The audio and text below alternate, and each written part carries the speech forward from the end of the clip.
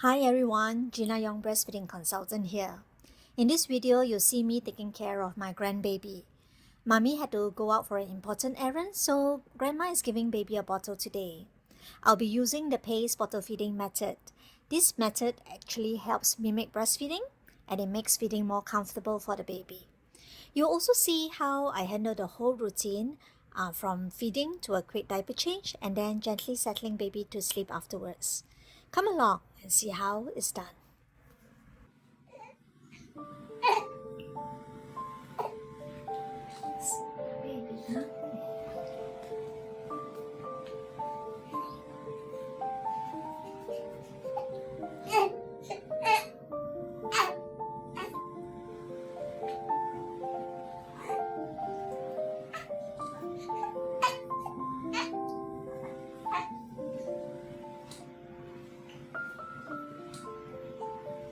One, two, three, 4, 5, 6, 7, 8, 9, 10.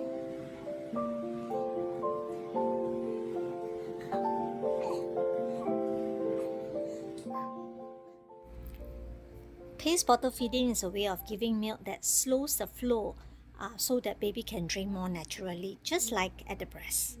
Baby is held upright, not flat on the back, and baby should be facing outwards as if looking towards a wall rather than facing the ceiling.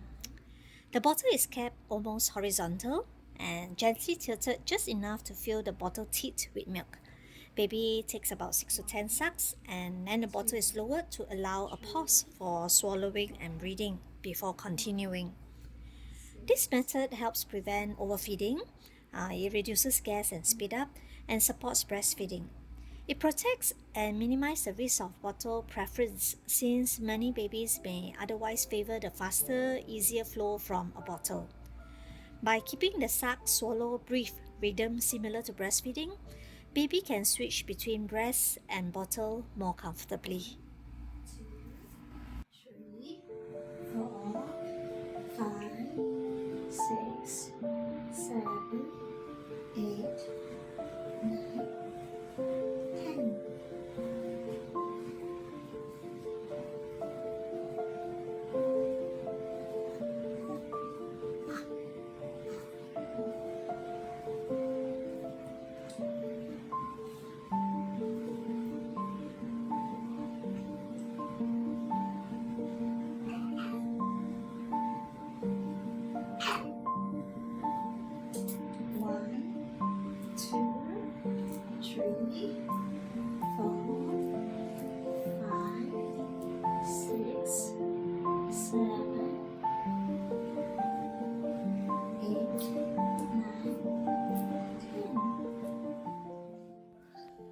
With PACE bottle feeding, when I lower the bottle after 6 to 10 sucks, baby may continue sucking even though milk isn't flowing.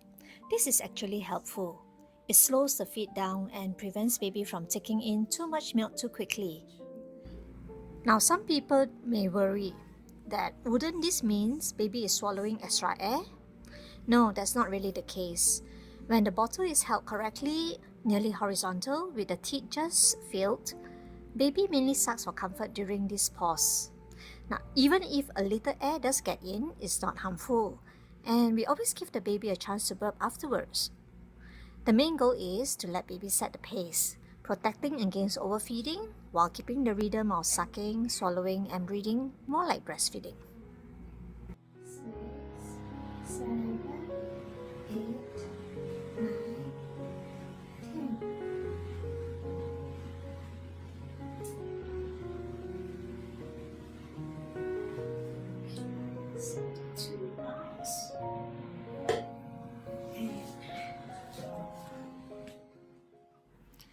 So is burping necessary? Well, it's a good idea to try to burp your baby after a feed, as it can help release any air that's swallowed during feeding, and it makes baby more comfortable, of course. However, not all babies need to burp, and we can't force it, yeah? Some simply do not burp, no matter what we try. The key is to watch for signs of discomfort. If baby seems happy, seems content and relaxed after a feeding, it's perfectly okay to skip the burping. The goal is comfort, not obligation. Sometimes during burping, you might notice a little milk coming back up, and that's called a speed up. It's very common in young babies and usually nothing to worry about.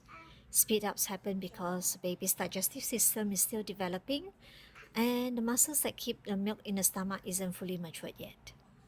As long as baby is comfortable, gaining weight well, and the speed up is just a small amount, it's completely normal.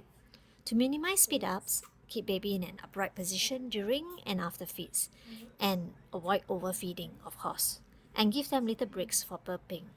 It can look messy, but rest assured, it's normal part of feeding in the early months.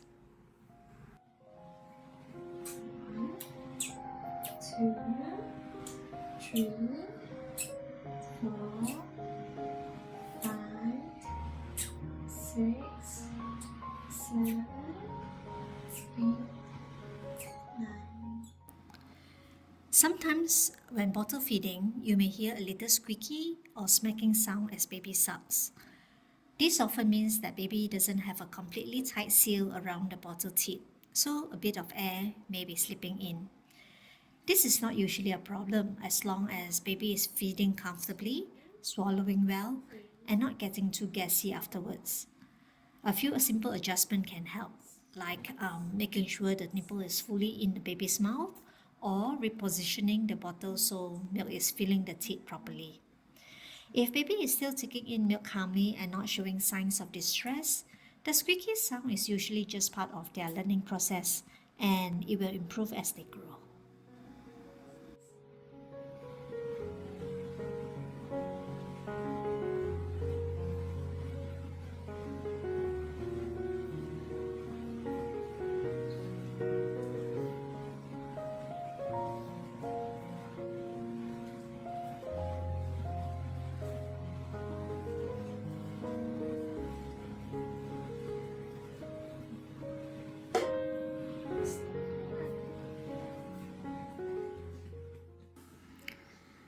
There are many different ways to burp a baby, and there really isn't just one right method.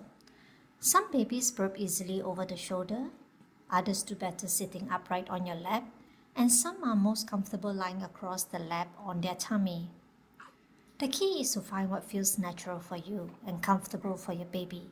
You don't need to follow one strict technique. Just be gentle, supportive, and patient. And remember, not all babies will burp every time, and that's perfectly okay too. Just try burping. 1 to 2 minutes, and if your baby do not burp, that's okay.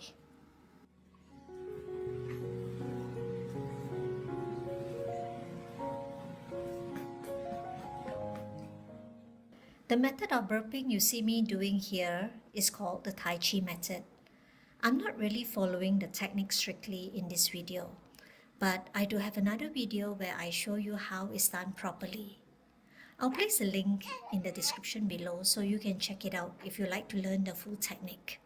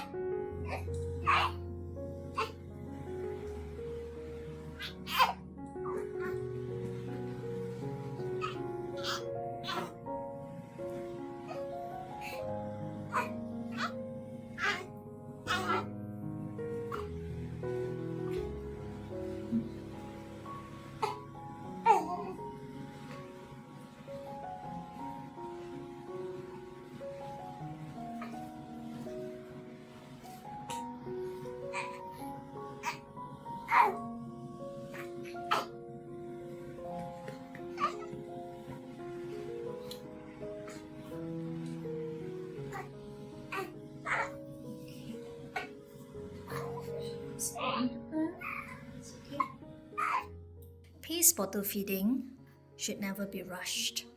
A good session can take time, sometimes almost as long as a breastfeeding session, though usually a little shorter. That's actually a good thing.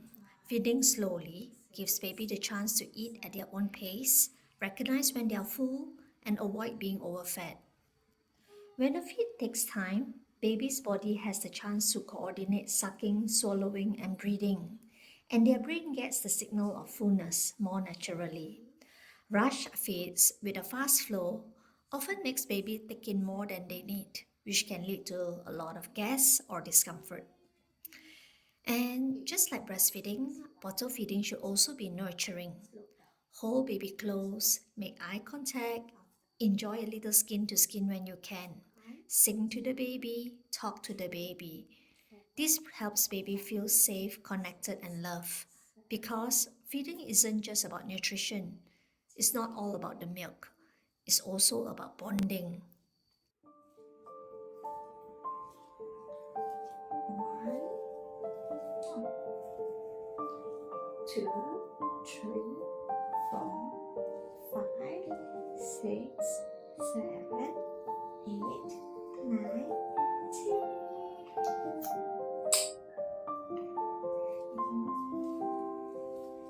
Okay. Placing your feeding so you don't drink too quickly, okay? Ready? Oops. 1, 2, 3, 4, 5, 6, 7, 8, 9, 10. Okay, time for another burping. See if you can burp. When should you burp a baby? A good guideline is to pause and try burping after every ounce or so, or about halfway through the bottle. But the most important thing is to observe your baby. If you notice they are starting to squirm, slow down, or pull off the teat, those are signs that they might need a little break to release some air. Now, every baby is different, so follow their cues. Some babies need more frequent burping, others hardly at all, and that's perfectly normal.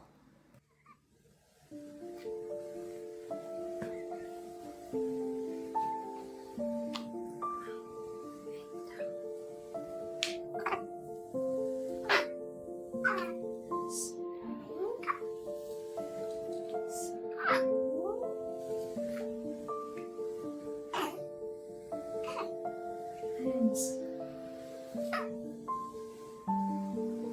Pat, pat, pat. Rub, rub, rub.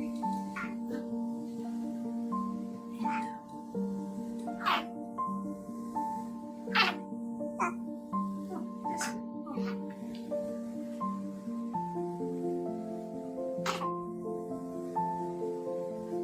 And Not all burps sound the same. Some babies burp very loudly. You definitely hear it when the air comes out. Others are much quieter, and you may only feel a little puff of air coming out as you hold the baby. Both are completely normal. What matters is that baby feels more comfortable afterwards. It doesn't matter whether the burp is loud or soft. oh, good job. That's nice.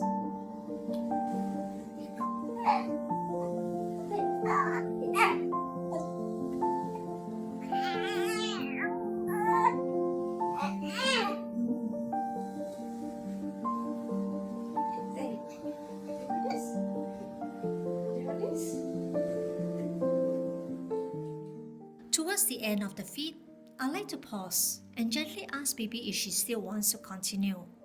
I'll offer the bottle and watch for her cues. If she turns her head away, slows down, pushes the teeth out, or just seems contented, that's her way of saying she's done, and that's perfectly okay. It's important not to force a baby to finish the bottle. Babies are born with the ability to self-regulate their intake. By letting them decide when to stop, we are protecting that natural instinct. Forcing a baby to keep drinking can lead to overfeeding, a lot of gas, speeds up, and discomfort. And it may even teach them to ignore their own fullness cues. When we respect their signals, we are not only supporting their comfort right now, but also helping them develop healthy eating habits and trust in their own body cues for the future. Feeding is more than just getting milk in. It's about connection, trust, and supporting baby's growth in a gentle and responsive way.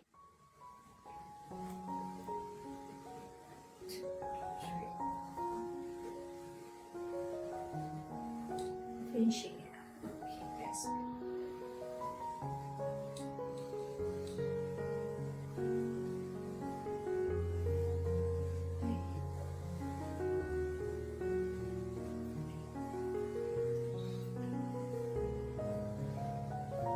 Nice.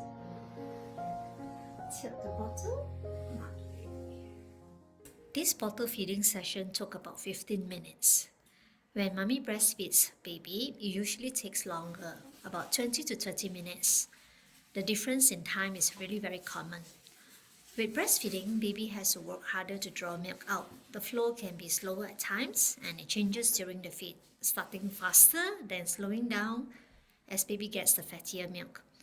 This natural rhythm gives baby time to pause, to rest, and really control the pace. With bottle feeding, even when using pace feeding and a slow flow teat, milk tends to come out a bit more steadily than at the breast. That means the session usually ends up shorter. Both are perfectly normal, but it's a reminder that bottle feeding can be faster. So we need to be intentional about the pacing. By slowing things down and making the bottle session last closer to a breastfeeding session, we protect baby from overfeeding, we keep the experience more natural and gentle. Just a quick note, don't worry too much about the exact timing. Every baby is different, and even the same baby will feed faster or slower depending on the day. What matters most is that baby is comfortable, contented, and fed at their own pace. Hi, Sweetbread. How are you, darling? Yeah. Good morning to you. Good morning to you. Good morning, good morning, good morning to you. How are you today? You're gonna have a good day. Good morning, good morning, good morning to you. Throughout this whole feeding, burping, and soothing session, you will notice that I'm constantly talking or softly singing to the baby. This isn't just background chatter. This is what I call nurture talk. Nurture talk is a gentle, intentional way of communicating with your baby using your voice to calm, reassure, and connect. Even before they understand words, babies respond deeply to the tone, rhythm, and the emotional warmth behind your voice. It helps them feel safe, seen, and loved. And over time, it supports healthy emotional development and helps them to grow into secure, confident, and well adjusted people. The way we speak to our baby matters. And when done with awareness, nurture talk can turn everyday routines like feeding, burping, and changing diapers into powerful bonding moments. If you'd like to learn how to apply nurture talk correctly and confidently with your baby, I invite you to join my class, The Power of Nurture Talk. Just scan the QR code on the screen to find out more.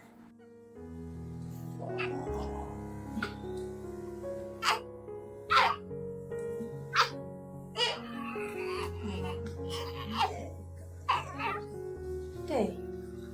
Nice. Relax. Relax. Okay.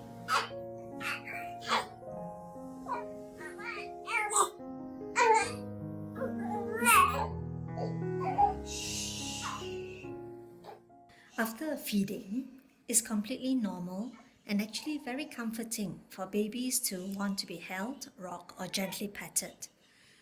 I personally feel that this closeness is essential. It's not about creating bad habits, but it's about building connection and security. When we hold our babies after feeding, we are giving them a sense of safety. They can feel our warmth, our heartbeat, and our calm breathing. These are the same familiar cues they knew in the womb. Research shows that babies who are responded to promptly develop stronger emotional security and are often easier to soothe as they grow.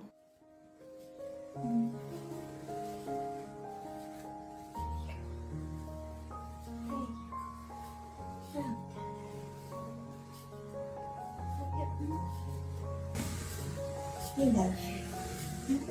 Your mommy loves you. Your daddy loves you. Mommy grows strong and healthy. Digest your food well. Okay? And let mommy breastfeed well. Open your mouth and suck. Baby good. Baby good. Sleep well. Poo well. Tissue well. Okay? I love you. Hate you. Sometimes after feeding, your baby might not fall asleep right away. That's perfectly okay. They might just want to gaze at you, coo softly, or simply relax in your arms while their body digests. These quiet moments are deeply bonding for both of you. So take your time. Don't rush to put your baby down. A few extra minutes of gentle rocking, humming, or petting their backs helps them to feel loved, safe, and ready to rest peacefully. These little gestures may seem simple, but they are what build the foundation of trust and emotional well-being. Mommy really loves you. Mommy loves you. Okay. Do you want another burp? Do you try? You try burping? Okay.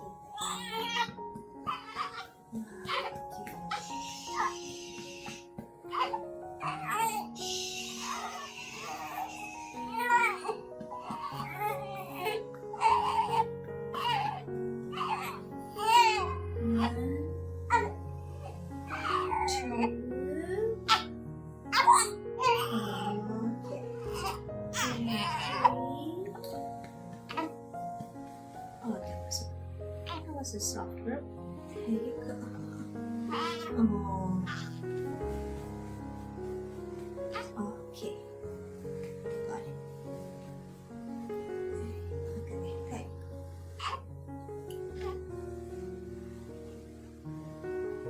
See?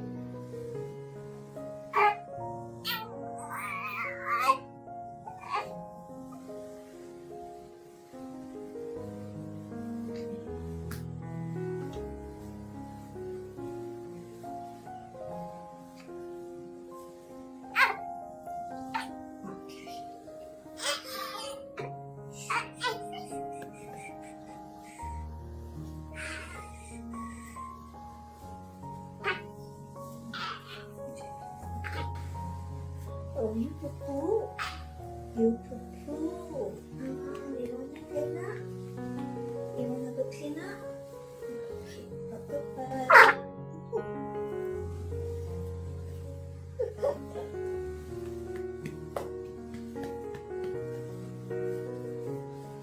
Good one. Good one. Any more?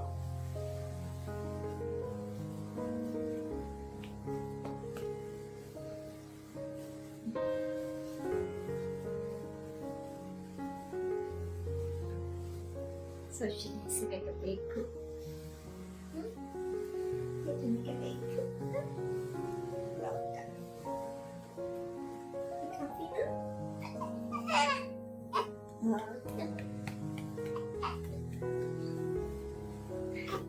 You comfy now?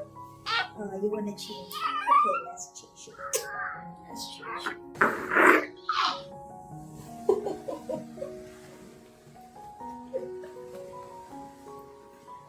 Any more?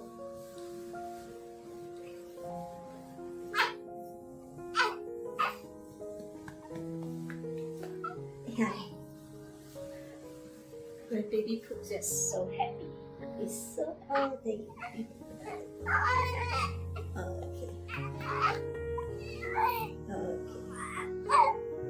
I guess we'll change her, right? Sometimes fussiness after feeding isn't about hunger or gas at all. It could simply be a wet or soiled diaper. A quick change can make such a big difference in how comfortable your baby feels. Personally, I prefer to change the diaper after feeding. By then, baby is more relaxed, and I find it's a lovely way to complete the routine. Feed, cuddle, then a clean diaper before settling down to sleep. But some parents prefer to change the diaper in the middle of a feed, especially if baby tends to get too sleepy before finishing the bottle or the breast. That gentle interruption helps wake baby up just enough to continue feeding well. There's really no single right way.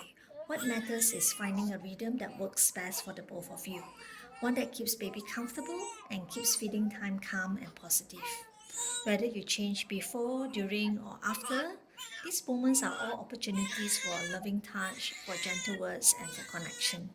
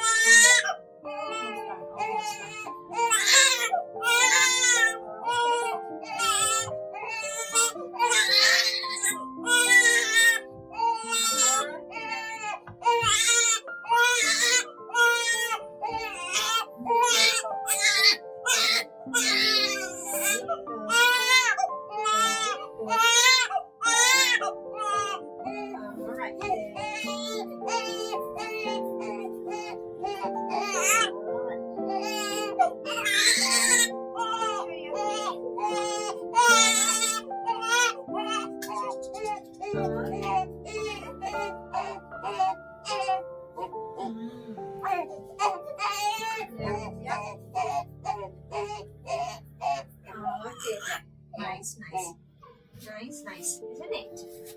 Good job.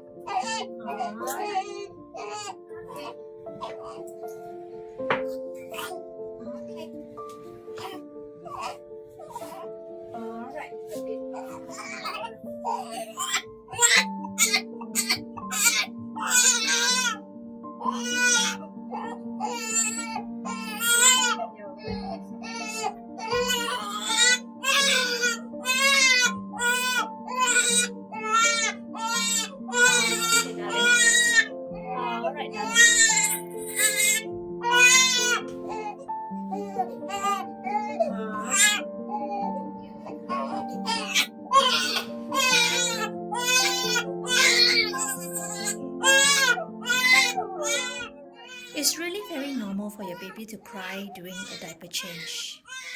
It doesn't mean you're doing anything wrong. Most babies don't like that sudden feeling of being undressed or the cool air on their skin. It's a little uncomfortable, and crying is just their way of letting you know. When that happens, the best way you can do is to stay calm. Talk to your baby softly. Let them hear your voice. Keep a gentle hand on their tummy or their chest so that they can feel your touch. That simple reassurance goes a long way. Try to keep your baby as warm as possible by working quickly and covering the parts that you're not cleaning. And don't worry, as your baby gets used to the routine, many will cry less during diaper changes. But even if they still fuss, it's okay. It's part of their little way of adjusting to the world. What matters most is that they can feel your calm, your patience, and your love. Once they have a clean and dry diaper on, a quick cuddle usually melts the fussing away. Babies love that warm, safe feeling of your arms, and it's a beautiful way to ease them right back into calm and comfort.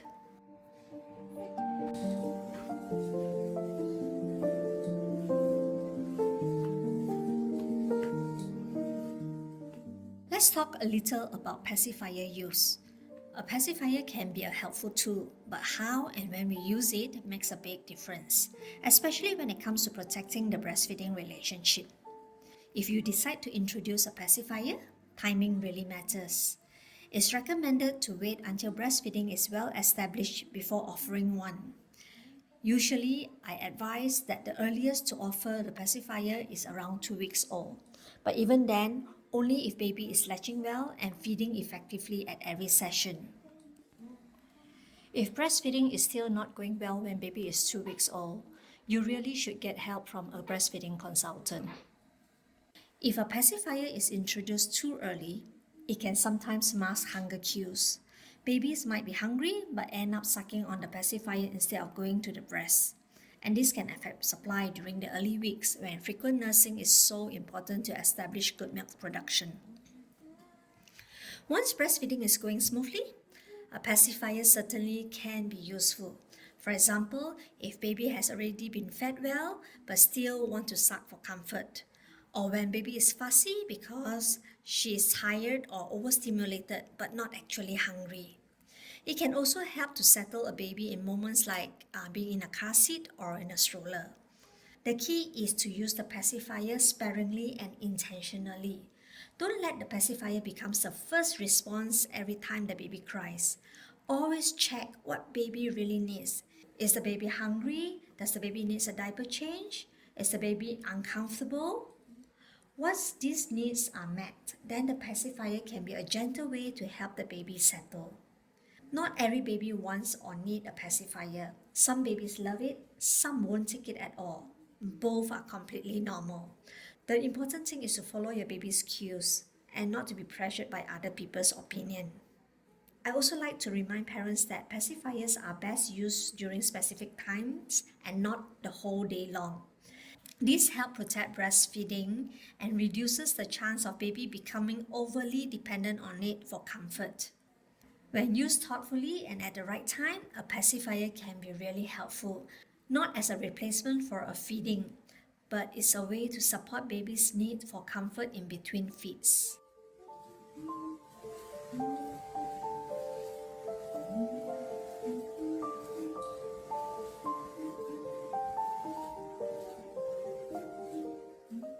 Many mothers have told me that their babies always want to be held, especially after a breastfeeding session. These mothers often sound very tired and confused when they say, the baby just wants to be carried all the time. Maybe the baby is still hungry. But in many cases, that's not what's happening. It's not always hunger that makes a baby wants to stay close. Babies want comfort, they want warmth, they want emotional connection. I believe one big reason for this confusion is that mothers have been told not to hold their babies too much for fear of spoiling them. So after a feed, they often feel pressured to quickly put the baby down, to train the baby to be independent. But babies are very intuitive. They can sense when their caregiver is anxious or in a hurry to separate. And when they feel the tension, they often react by fussing or crying. Not because they're hungry, but because they're seeking reassurance. In that moment, many mothers instinctively offer the breast again, thinking their baby didn't get enough milk. The baby then latches, sucks a little, and then drifts right back to sleep. This becomes a repeated pattern. They feed, they fuss, they latch again, then sleep at the breast, which can be really confusing for both mommy and baby. Over time, some mothers start to feel that their babies are constantly feeding and they begin to wonder if they are not producing enough milk. To solve this, they might offer a bottle to top up or to help baby sleep longer. The baby, of course, accepts the bottle easily. The bottle is faster, it is less work. They drink more than they actually need. They get drowsy from a full tummy and then they fall into a deep sleep. And that's where a new cycle begins. Because the baby sleeps longer, they breastfeed less frequently, and the mother's breast did not get enough stimulation, and it leads to a gradual drop in milk supply. Soon, baby becomes more dependent on the bottle, and the breastfeeding relationship starts to weaken. Not because mommy didn't have enough milk, but because the pattern unintentionally reduced her supply. This is why I always remind mothers, please, mommy, hold your baby. Holding your baby isn't spoiling them. It's communication, it's reassurance. When a baby wants to be held after a feed, it doesn't always mean they're hungry. It often means they just need closeness to feel secure enough to rest. Responding with calm and confidence, instead of rushing to put the baby down or offering more milk, will help babies regulate their emotion and digestion. It also strengthens the trust between mommy and baby, and their emotional safety actually supports better feeding rhythms and sleep over time. So instead of worrying that you're creating bad habits, instead of worrying that you are spoiling the baby, think of these moments as part of nurturing, not training. A securely attached baby eventually becomes a more confident, independent child. What your baby needs now is your calm, your presence, your warmth, your touch.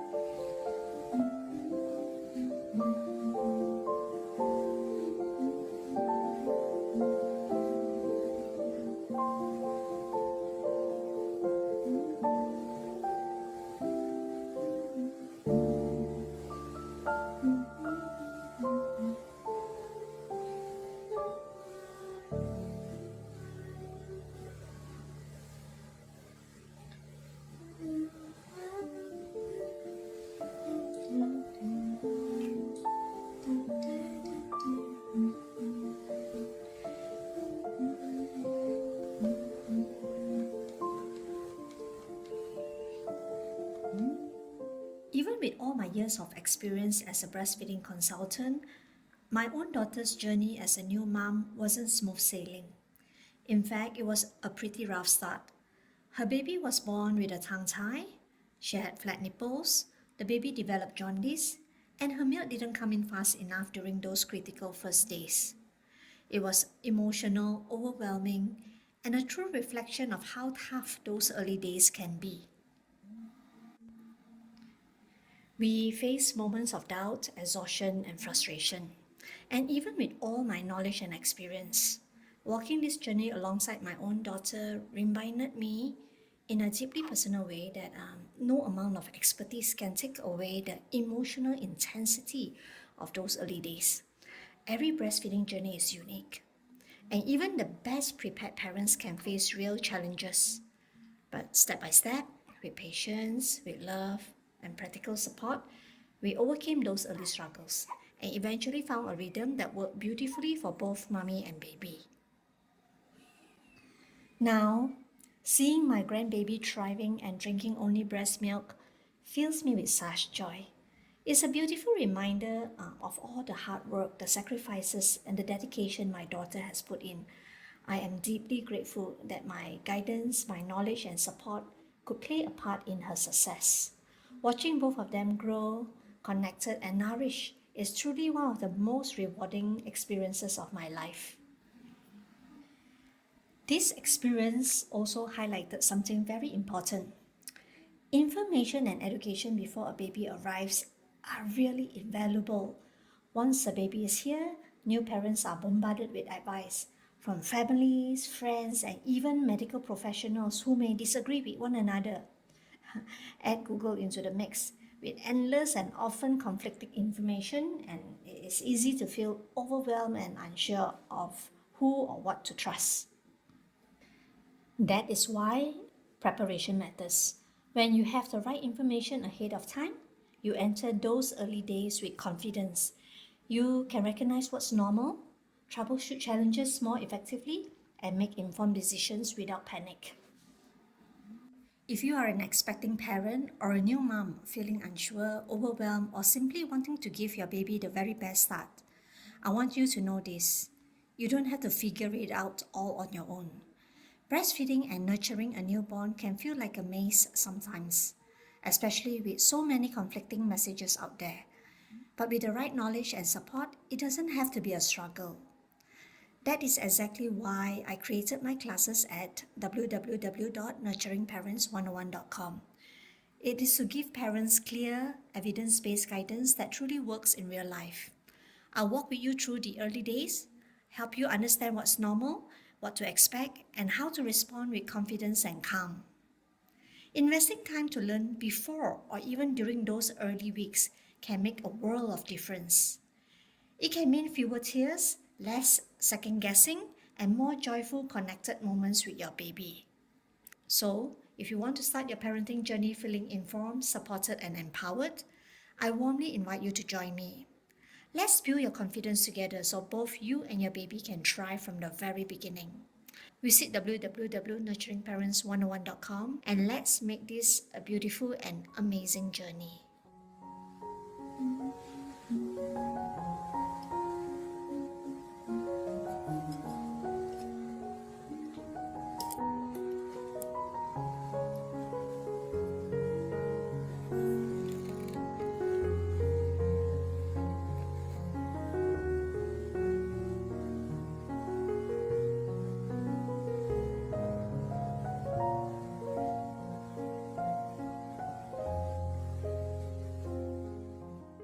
And that's it, a simple, gentle routine with baby.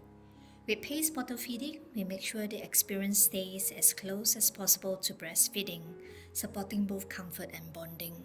Whether it's mommy or grandma doing the feed, baby still gets the same loving care. Here you can see that the whole process took about 40 minutes. My grandbaby is a little less than 1 month old in this video, so everything is still new and slow. That's perfectly normal. As baby grows, feeding will gradually become quicker and more efficient.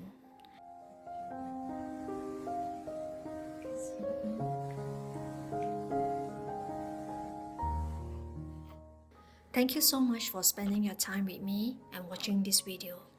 I truly hope it has inspired you to embrace the nurturing parenting way, caring for your baby with gentleness, connection, and confidence. If you have found this helpful, I'll be so grateful if you could like, subscribe, and share it with other parents or caregivers. Together, we can spread good, gentle, and evidence-based information so more babies grow up feeling safe, loved, and deeply connected.